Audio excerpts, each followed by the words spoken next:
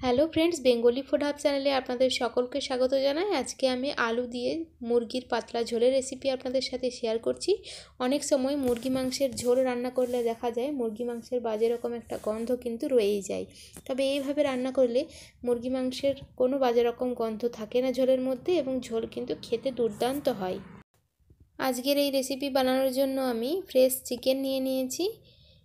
500 গ্রাম মতো চিকেন নিয়েছি। এবার চিকেনটাকে ম্যারিনেট করে রাখতে হবে। প্রথমেই আমি 1 থেকে 2 চামচ মতো পাতিলেবুর রস দিয়ে দিলাম।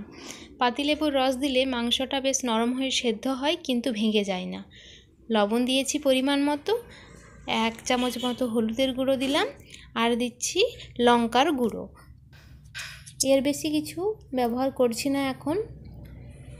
এবার হাত দিয়ে বেশ ভালো করে মেখে নিয়ে 20 থেকে 30 মিনিট মতো ম্যারিনেশনে রেখে দিতে হবে। হাতে খুব বেশি সময় না থাকলে 15 মিনিট মতো রাখবেন।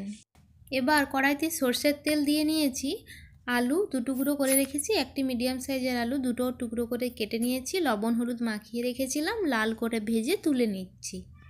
আলুগুলো একটি অন্য পাত্রে তুলে রাখছি। এবার ওই তেলের মধ্যেই 2 টুকরো দারচিনি, একটা এলাচ ও 2টো লবঙ্গ দিলাম।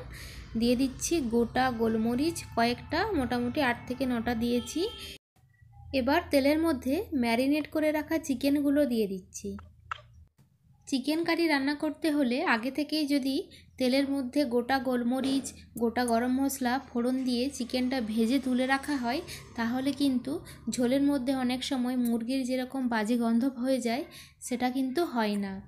চিকেনটা একটু বেশ ভালো করে ভেজে তুলে রাখতে হবে। এতে কিন্তু তেল বেশি লাগে না, চিকেন থেকে কিন্তু অনেকটাই তেল কিন্তু বেরিয়ে যায়, সেই তেল দিয়েই আবার রান্না হয়ে যাবে।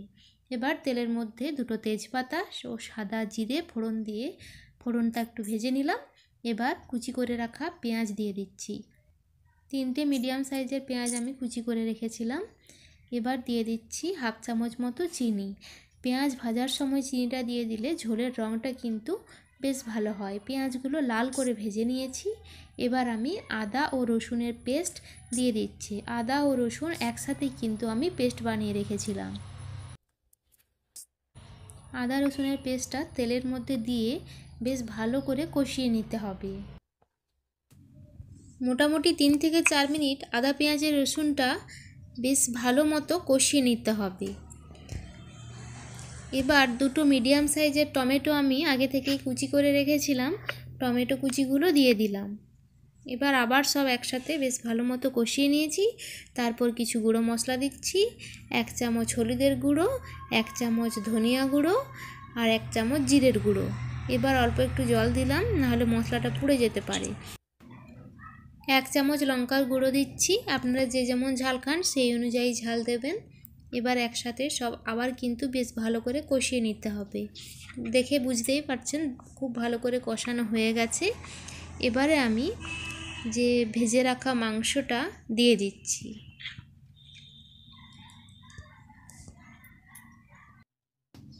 মাংসটা দেওয়ার পর এবার আঁচটা একটু কমিয়ে রেখে বেশ কিছুক্ষণ ধরে একটু নেড়েচেড়ে সব ভালো করে কষিয়ে নিতে হবে। মাংস যত বেশি কষাবেন তার টেস্ট কিন্তু তত বেশি ভালো হয়। 2টো কাঁচা লঙ্কা দিয়ে দিয়েছি।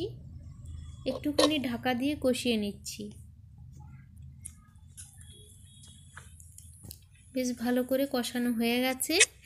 এবার ভেজে রাখা আলুগুলো দিয়ে দিচ্ছি, আর দিচ্ছি 1/2 চামচের থেকেও কম গরম মশলার গুঁড়ো। গরম মশলার গুঁড়োটা বাড়িতে বানানো, দোকানে কেনা হলে একটু বেশি দিতে হয়। সব একসাথে বেশ ভালো করে মিশিয়ে নিচ্ছি। এবার আগে থেকেই গরম জল করে রেখেছি, পরিমাণ মতো গরম জল দিয়ে দিচ্ছি।